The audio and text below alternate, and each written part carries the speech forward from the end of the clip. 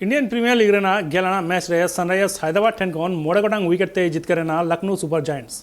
Krunal Pandya 34 run बनाव लेदाय और पिया विकेट हताव लेदाय उनिगे प्लेयर ऑफ द मैच बचाव लेदाय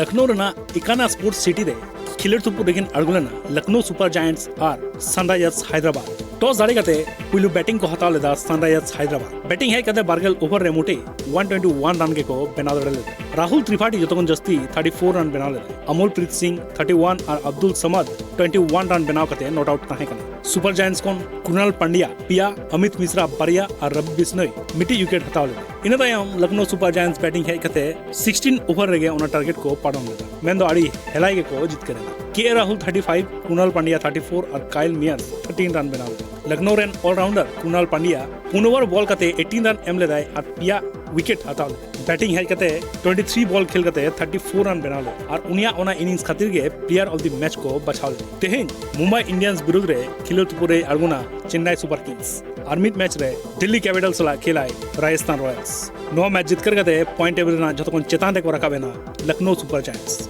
दोसर मेना कदिया गुजरात टाइटंस तेसर रे पंजाब किंग्स पुनो रे Kolkata night Riders bureau report sports news.